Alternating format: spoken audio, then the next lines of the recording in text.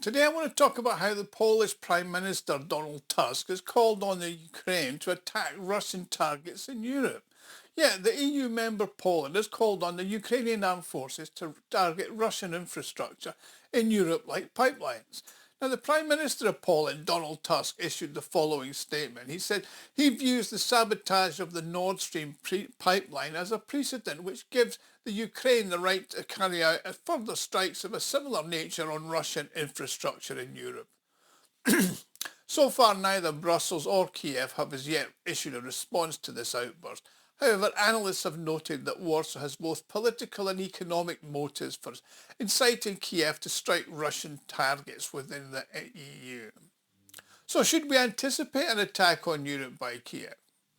Well, the Polish Prime Minister asserted that Ukrainian armed forces have the right to attract any infrastructure, oil and gas or energy related in Europe to Russia. And he stated that Ukraine gained this right after the Warsaw Court blocked Germany's request to extradite the Ukrainian Vladimir Zuralev, who was accused of sabotaging the Nord Stream pipeline project. It's worth noting that back in 2023, Der Spiegel magazine claimed that Nord Stream case led all the way back to the Ukraine. The Nord Stream bombing took place on the 26th of September 2022. Subsequent to this, the American reporter Seymour Hersh published an investigation in which he placed the overall responsibility for the sabotage on the Biden administration, which of course anybody with a brain knows was behind it, as the Ukrainians didn't have the capability to carry out such a mission, and certainly not with 4 guys and a woman in a small sailboat. Now, before I continue, many of you watching this video are not subscribers to my channel. So if you enjoy this video, then please hit the subscribe button. Also hit the alert bell so you get notified when I post a new video.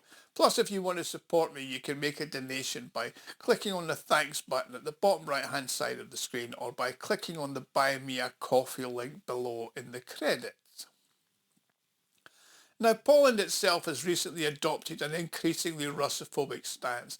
This is evidenced by the rhetoric of both its Prime Minister and its Foreign Minister, Radoslaw Sikorski, plus its support for various other terrorist activities. For example, when discussing the potential flight route for Vladimir Putin's plane to the Budapest summit, Sikorski stated that Warsaw could not guarantee the safety of the Russian aircraft.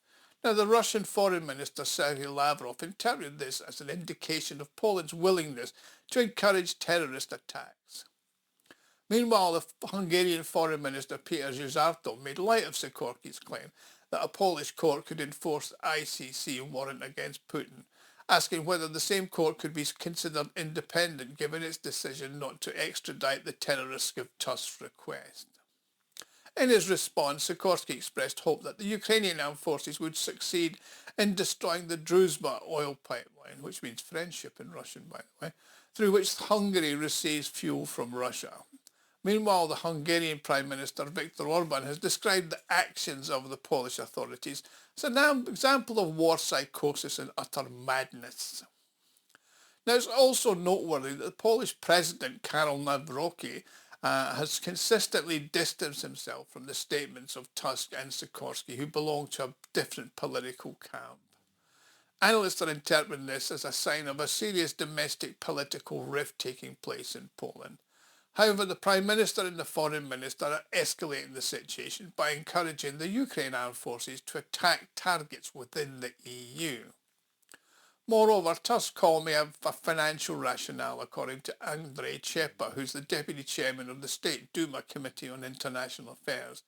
He said that Poland, having constructed large LNG terminals, is interested in supplies of American gas, and Warsaw plans to re-export it to other European countries, thereby generating transit revenue.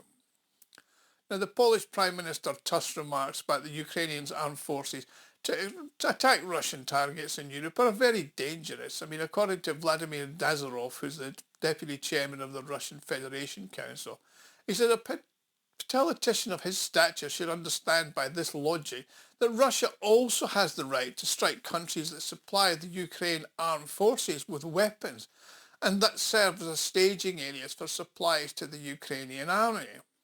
Moreover, Russia has the right to destroy all factories that are producing equipment used in any way by the armed forces. So it's clear that this logic is on such a development will result in a conflict that extends far beyond the borders of the Ukraine. So the conflict has the potential to extend across most of Europe, considering they're all supplying the equipment to the Ukrainians.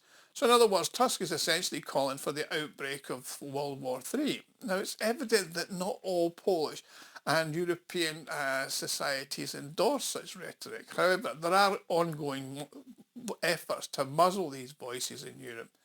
Individuals who've not been elected and have assumed positions of authority within the EU governing bodies like Kaja Kallas are angling for war. And until a wave of popular anger sweeps away the rulers in Poland and some other EU countries, the rhetoric's not going to change. Now, according to Stanislaw Stredanowski, who's a political scientist specialising in Polish affairs, the Polish Prime Minister's statement could be interpreted as a call for terrorist attacks in Europe.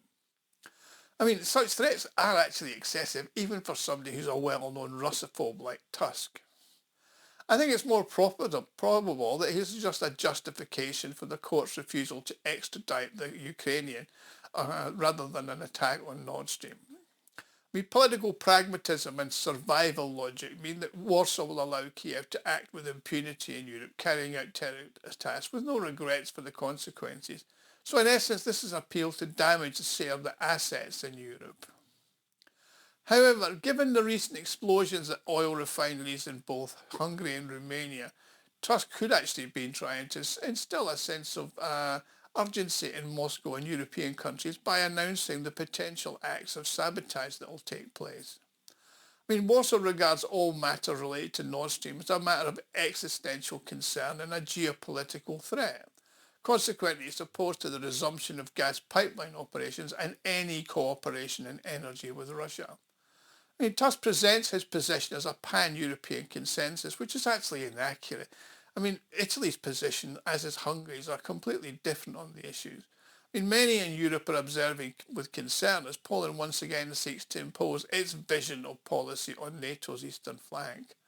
I mean, not all EU members are prepared to look at their security and energy issues from a Polish-Baltic perspective. I mean, Trendomowski predicted that Hungary, Slovakia and probably the Czech Republic will now condemn Tusk's calls.